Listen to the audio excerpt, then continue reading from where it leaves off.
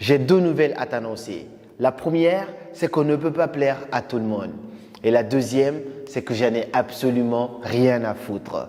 Par contre, on ne va pas appliquer ce principe dans cette vidéo. Parce que parfois, sans même se rendre compte, il y a des petites habitudes, des petits comportements, des petites phrases qu'on sort au quotidien qui exaspèrent notre entourage, qui font que les gens autour de nous nous détestent. Dans cette vidéo, je vais partager avec toi 6 habitudes très toxiques qui font que les gens autour de toi te détestent. À cause de ces 6 habitudes, tu vas perdre énormément en termes de popularité parce qu'on est d'accord que tu ne pourras pas plaire à tout le monde. Par contre, tu peux te débrouiller et avoir une bonne relation auprès de la plupart des personnes que tu essayes de rencontrer. Donc, lorsque tu vas arrêter de faire ces 6 choses que je vais te partager dans cette vidéo, ton niveau de popularité va augmenter considérablement. Mais avant de commencer cette vidéo en profondeur, j'ai une petite annonce à te faire qui va forcément te plaire si tu es créateur de contenu. Alors, si tu es créateur de contenu ou futur créateur de contenu, tu as envie de commencer à faire des vidéos et vivre de ton activité en ligne, j'organise pour la toute première fois une conférence 100% en ligne et gratuite dans laquelle je vais partager des astuces et des stratégies pour comment gagner en visibilité sur les réseaux sociaux,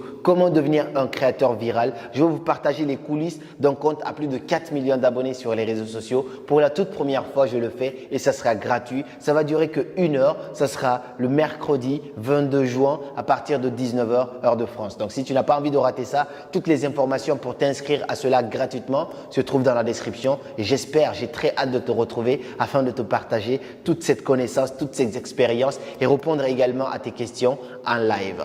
La première chose qui fait que les gens te détestent au quotidien, quand tu arrêteras de faire ça, ça va vraiment augmenter ton niveau de popularité, c'est que tu ne sais pas garder les secrets des autres. Imagine, tu es là en soirée avec tes amis ou vous êtes là juste en train de parler, de discuter entre vous. Quand quelque chose d'important doit se dire, les gens se consultent entre eux, on te saute juste pour ne pas que tu entendes ce qu'on doit dire. Tu te rends compte à quel point c'est frustrant, à quel point c'est énervant, à quel point c'est discriminant. Mais pour quelqu'un qui ne connaît pas l'histoire, on va dire « Ah, mais on a discriminé cette personne ». Mais celui qui connaît l'histoire, la personne qui sait pourquoi ça s'est fait, on saura que c'est juste parce que tu ne sais pas garder un secret. Donc, c'est vraiment toxique, que ce soit au boulot, que ce soit en famille, que ce soit en amitié, que ce soit même dans le quartier. Si on te reconnaît comme étant quelqu'un qui parle trop, si tu lui confies un secret, il ne sait pas le garder, et bien directement, tu vas voir que les gens vont vraiment commencer à te rejeter. On ne va peut-être pas te le dire en face, mais les gens vont commencer à se méfier de toi. Ça, c'est très dangereux parce que même dans un couple, même dans peu importe la relation d'ailleurs, si quelqu'un a eu le courage, a eu cette confiance de te confier un secret, garde-le soigneusement. Dans l'une de mes vidéos, j'ai dit ça, même si ta relation avec cette personne est terminée, mais si la personne a eu confiance en toi pour te donner ce secret-là, garde ça pour toi. Oublie même que tu connais en fait, parce que moi, c'est ce qui se passe chez moi. Quand on me confie un secret, j'oublie même qu'on m'a confié ça. C'est-à-dire que je le mets dans une partie de ma tête où je ne vais même pas y avoir accès. Donc, à plus forte raison, avoir cette tentation d'en parler à quelqu'un. Donc, apprends à garder les secrets des gens. Si tu sais garder un petit secret aujourd'hui, tu sauras garder de très grandes choses demain. Mais si tu ne sais pas garder même les petites phrases qu'on te dit, même les petits comportements dans ton couple, même les petits comportements, les petites choses qu'on te confie, en tout cas dans tes relations au quotidien, eh ben, je pense que ce comportement-là va te poursuivre pour le restant de ta vie. Et le deuxième comportement, la deuxième habitude toxique qui fait que les gens te détestent, c'est la vanité. Donc, toujours se vanter. « Oh, moi j'ai ça. Oh, moi je suis ça. Oh, moi j'ai tel nombre d'abonnés. Tu sais même pas comment j'ai fait pour avoir tout ça. » Toute cette vanité ne mène qu'à la haine et à la jalousie et baisse considérablement ton niveau de popularité. Qui, selon toi, est l'un des footballeurs les plus aimés au monde entier, c'est-à-dire de l'histoire même du football? Je te laisse deviner. Selon toi, c'est qui? Alors, je te laisse mettre ça dans les commentaires. Tu me diras si tu l'avais trouvé. Sois honnête avec moi. Le footballeur le plus aimé, mais vraiment naturellement, de tous les footballeurs au monde entier, c'est N'Golo Kanté.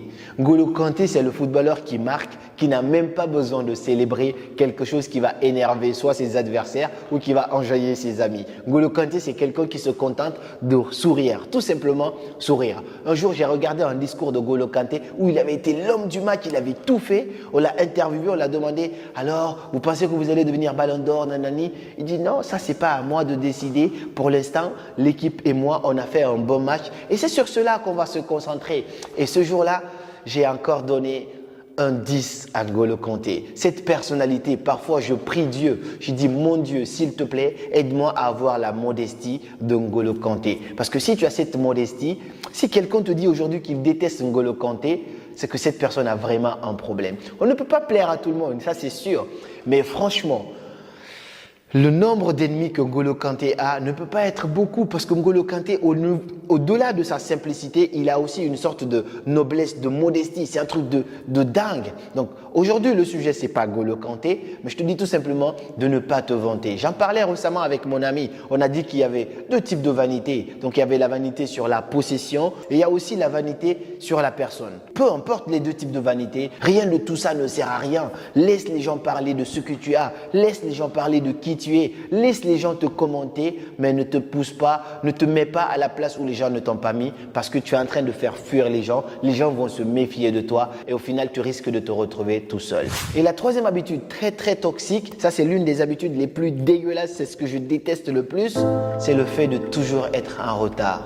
Imagine à quel point c'est frustrant. Toi et moi, on se dit, on a rendez-vous pour aller à la salle de sport à 13 h, d'accord? Et donc moi, j'essaye de tout arranger dans ma vie, dans mon quotidien ce jour-là pour que 13 h me trouve à la salle. Donc j'annule des rendez-vous, je cours, je prends des taxis, ainsi de suite. Et toi, une fois que moi je suis là, je te vois pas, je suis étonné, je t'appelle, je te dis yo, t'es où? On avait dit 13 h et tu me dis oui, j'arrive, je suis en route alors que tu pars à peine de chez toi. Ce n'est pas un manque de respect, honnêtement, entre toi et moi, on est d'accord que c'est un manque de respect. Et donc quand tu fais ça à quelqu'un une fois, deux fois ou que les gens même te reconnaissent par cela, ils vont commencer vraiment à te détester et les gens vont même éviter d'avoir des rendez-vous importants avec toi et c'est vraiment pas forcément cool que les gens te reconnaissent par le fait d'être en retard. Moi, j'ai un ami qui est comme ça tout le temps. Et je vais vous expliquer un peu comment contrecarrer ça. Si tu as rendez-vous avec quelqu'un à 17 h et qu'il est 17 h 30, la personne n'est pas là, tu as attendu 30 minutes, appelle cette personne et dis-lui on va faire ça une autre fois. Même s'il te dit oui, j'arrive, parce que généralement, ce sont des gens qui sont capables de mentir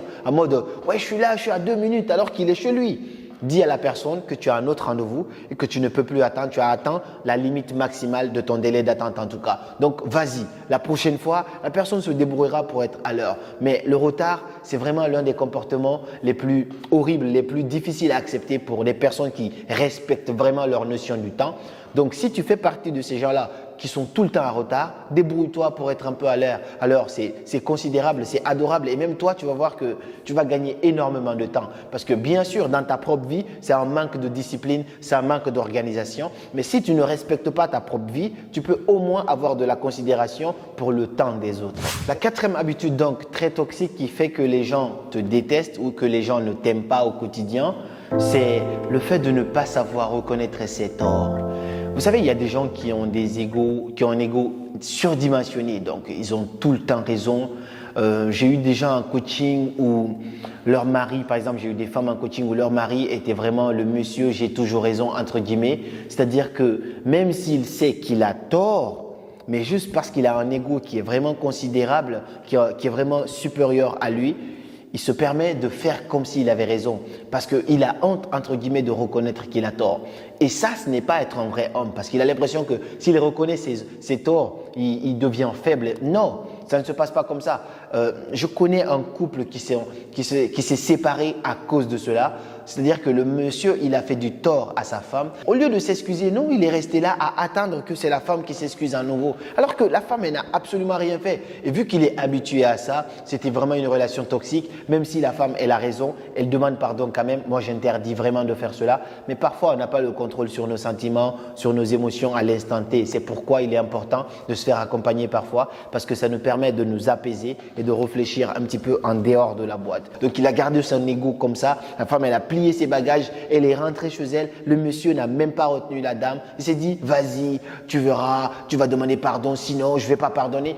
Elle n'a absolument rien fait à cause de son ego. Il aimait bien sa femme, mais juste à cause de son ego, la femme elle est partie et finalement elle n'a plus jamais accepté de revenir. Le monsieur il a reconnu ses torts, mais c'était trop tard, c'était vraiment trop tard et à partir de ce moment-là, il a brisé son mariage et cette femme l'aimait de toutes ses forces. Il n'a plus jamais retrouvé quelqu'un qui l'aimait à ce point comme cette femme. Ce que cette femme acceptait pour lui, personne ne pouvait accepter ça pour lui maintenant. Tous les sacrifices que cette femme faisait pour lui, il n'a plus jamais retrouvé cela. C'est pourquoi je conseille à n'importe qui, à tout le monde, de savoir reconnaître ses torts. On est des humains, on n'est pas des machines. On a le droit d'avoir tort. Même si tu es président de la République, si tu fais des erreurs, viens, excuse-toi, dis aux gens, je reconnais que cette décision n'était pas forcément la bonne, je vous donne raison, j'espère faire mieux la prochaine fois. Donc, n'aie pas peur de demander pardon, n'aie pas peur de reconnaître tes torts, cela fera de toi une grande personne. Et la cinquième chose qui fait que les gens te détestent au quotidien, c'est de ne pas laisser les autres parler. Donc, toujours couper la parole aux autres lorsqu'ils parlent. Imagine, là, toi, tu es en soirée, imagine, tu es là assis avec tout le monde, mais tu as envie de parler, toi, tout le temps. C'est comme si, en fait, tu étais la seule personne lors de la soirée. Et on dit que le silence est ton meilleur ami. Si ce que tu dis n'est pas important, n'est pas vrai, n'est pas positif, alors tais-toi. Parce que parfois, quand tu te tais, ça augmente ton niveau de charisme. Les gens se posent des questions à propos de toi. Ne parle pas tout le temps. Ne sois pas là, même si tu n'as pas de sujet, tu parles, tu bombardes, tu enchaînes. Et le pire, quand les gens commencent à parler d'eux, toi, tu enchaînes encore à parler de toi tout le temps parce que tu veux être le centre de tout. Fais attention à tes émotions, à tes sentiments. Essaye de te contrôler parce que parfois, ça manque de contrôle de soi. C'est qu'on ne sait pas se contrôler et lorsqu'on est du coup en public avec les autres, on est là tout le temps en mode on veut toujours tenir la conversation, on veut être le modérateur de chaque soirée, de chaque conférence, de chaque réunion entre potes, de chaque regroupement. Et ce n'est pas génial comme ça, ce n'est pas normal. Donc, apprends à te taire parfois, apprends à laisser les autres exprimer aussi leur point de vue. Ne coupe pas la parole aux autres parce que quand tu fais ça à quelqu'un, ça énerve vraiment la personne du plus profond d'elle-même. Et quand tu me fais ça, moi, et que ça m'énerve comme ça, la prochaine fois, une deuxième fois, tu le fais. Troisièmement, je n'aimerais même pas rentrer en discussion avec toi. C'est très important de s'observer parfois lors d'une soirée avec des potes et tout.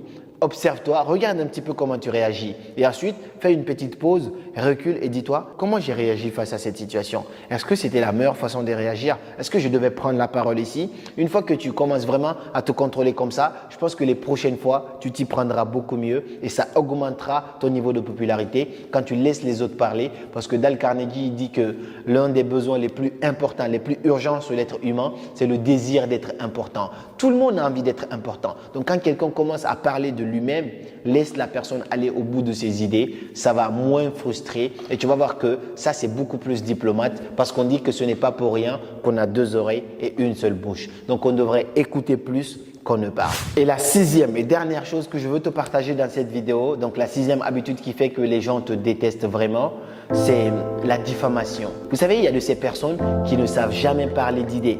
Il y a de ces personnes qui ne parlent jamais de projets. Il y a de ces personnes qui ne parlent jamais de choses importantes.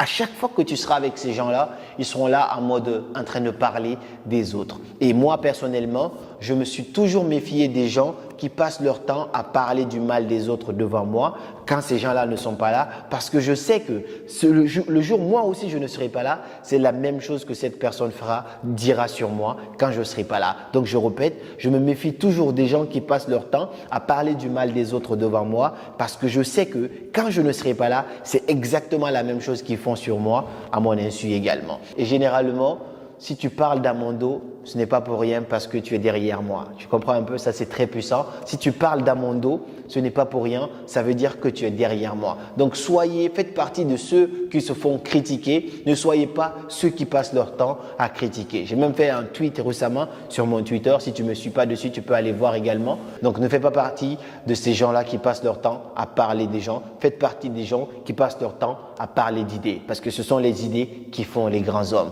En tout cas, j'espère que ces 6 comportements-là t'ont un peu éclairé. Et dis-moi, toi, honnêtement, quels sont les comportements toxiques que tu avais parmi ces 6 comportements qu'on a cités? Quels comportements tu aimerais améliorer? Et si toi aussi tu sais, quelles sont les petites habitudes qui font que les gens nous détestent au quotidien? Partage-nous ça dans les commentaires pour essayer de compléter cette vidéo. Et puis on se dit à très bientôt pour de nouvelles vidéos. Comme toujours, c'était Karamo. Suivez vos rêves, ils connaissent le chemin.